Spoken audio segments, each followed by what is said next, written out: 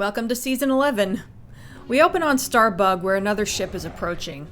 They open communication and it's a simulant, specifically asking for Rimmer and then Lister. I am Combat Droid 4 of Badge 27. Turns out he wants to make a trade with them.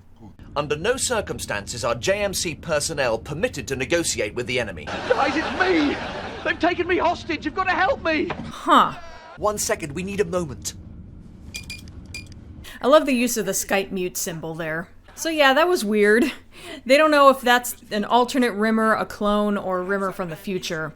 But there's no way to know, so they're gonna have to negotiate just to be on the safe side. I've seen movies, Rimmer. I know to talk to hostage takers. I'm handling this. Now get me a pad and open comms. Okay, on. He called him Arn. That's unusual. Are you just using your hostage negotiation techniques on me? Just get me a damn pad. Okay, Arnold. So is Arnold. Anyway, they unmute the simulant and he tells them what he wants in return for Rimmer. You will give us the casket of Kronos, which you salvaged from our abandoned attack ship, the AS Thanatos. I remember this. It's upstairs in the rec room underneath the pool table. For safekeeping? Nah, to keep the table level. They wouldn't sacrifice Rimmer just to keep the pool table stable, but you know it's tempting. How do we know you won't betray us? I am 4 of 27. I am a warrior and highborn. Who do you think I am? 3 of 63? Sounds like a random joke and it is cute, but it's gonna come up again later. So Lister returns the casket, but Wait! now we know where the hostage Rimmer came from. Turns out it was a very near future Rimmer after all.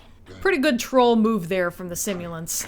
But when Rimmer was there, he overheard them talking about the object they needed, and it wasn't what they said it was. That Kronos casket didn't contain the spirit of anyone.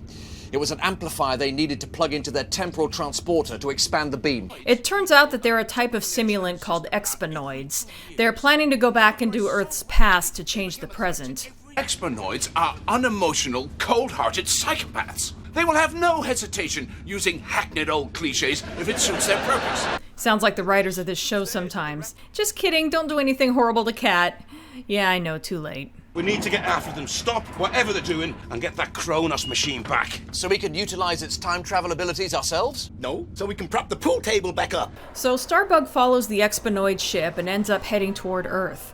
Once they reach it, all the electronics go down. Not only Starbug, but Kryten and Rimmer.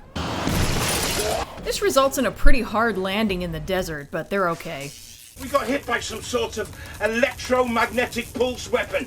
It's taken out the grid and drained everything connected to it. So they need to reboot Starbug using the auxiliary drives and use it to jumpstart Kryten.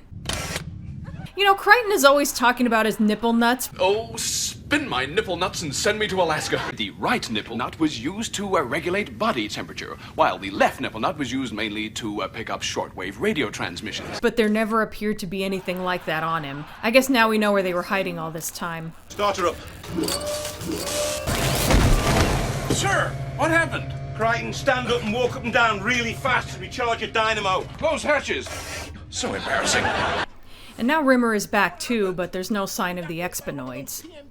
According to the monitor, they too landed here.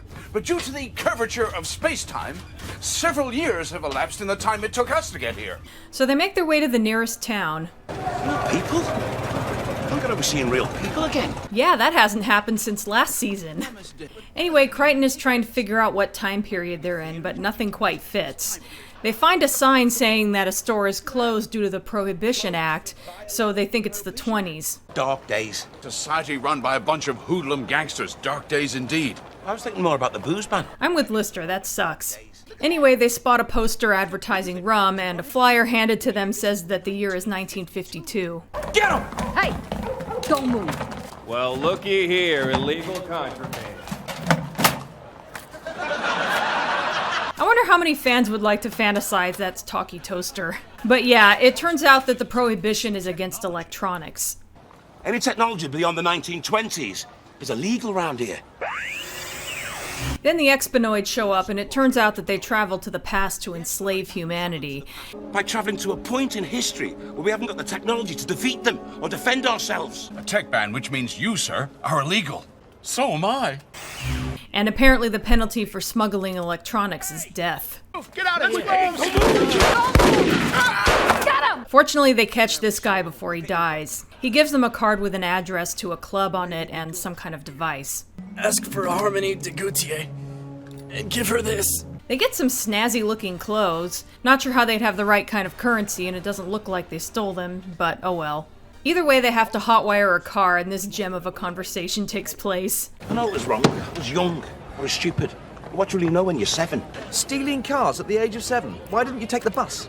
Hotwire a bus? Don't look at me like that. I've been on the straight and narrow since I was 9. So they get to the club. I am well versed in the ancient human signaling technique that was all the rage before electromagnetism was discovered. But the guy doesn't want to let them in. Americans love the English accent, so that rules out Lister. Lies. All lies. I bid you good evening, stout fellow. My companions whom stand before you require information about a personage to whom I understand frequents your establishment. You've been drinking the giggle water? But that doesn't work either. Oddly enough, Cat is the one who gets them in. You know you got standing out here? Lucky. No middle name. Listerano. Though I think he just got lucky. He ain't related to the scientist Joseph Lister, is he?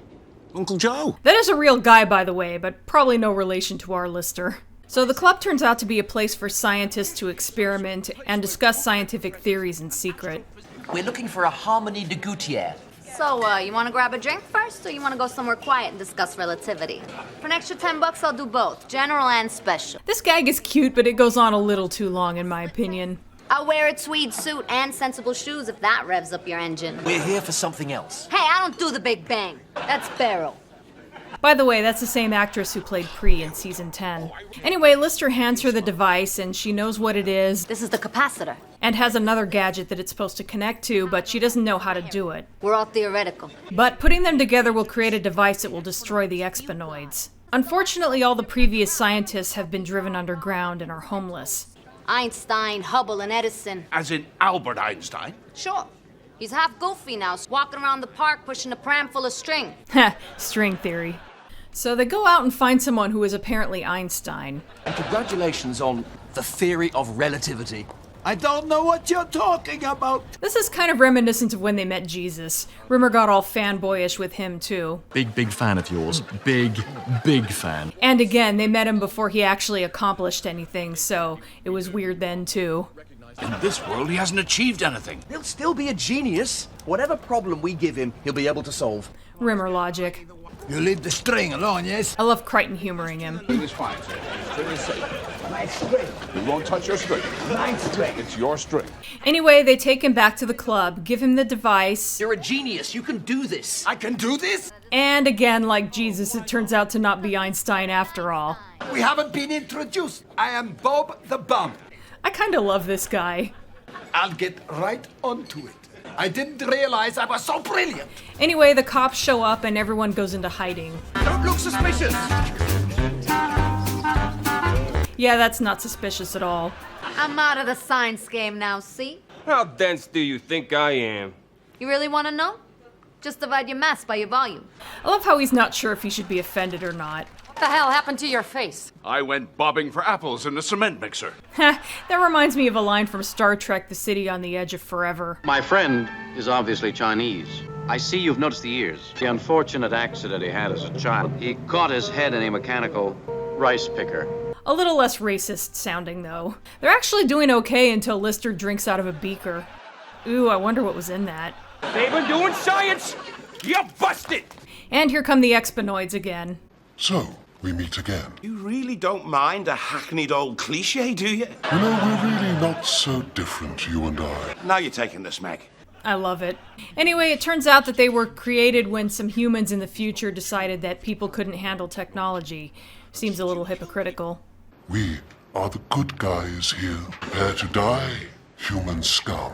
But Lister remembers that conversation from earlier. So much better than that other droid. What was his name? 3 of 63. Did someone say my name? Nothing.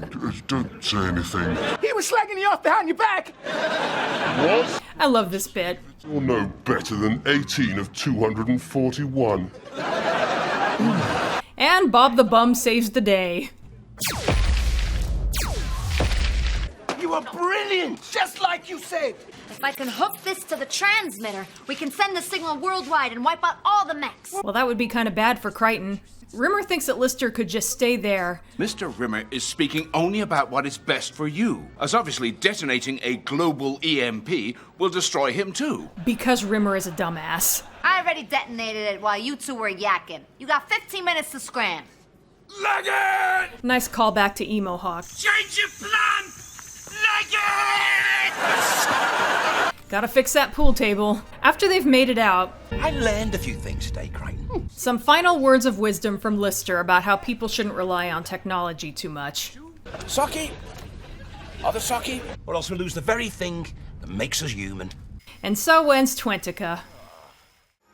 This is an episode that I didn't really care for when I first saw it, but it got a lot better on a second viewing.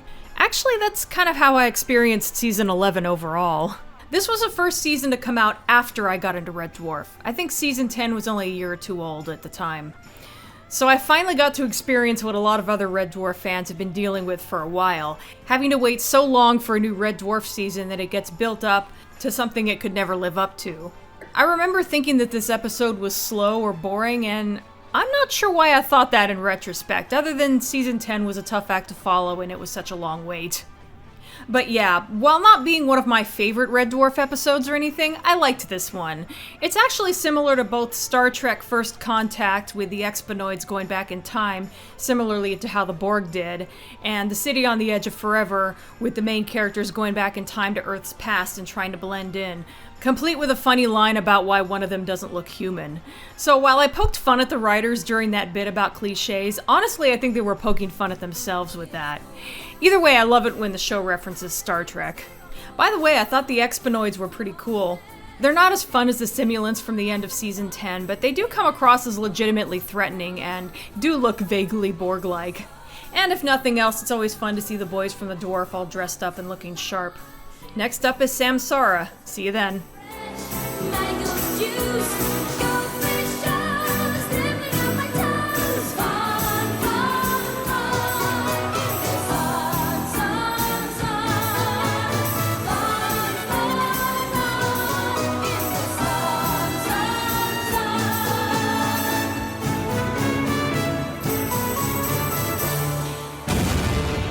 Why do you always ask him if he's got any theories? I'm acting as stand-in commanding senior premier officer. Why do you never ask me? Okay. Any theories, Rimmer? No!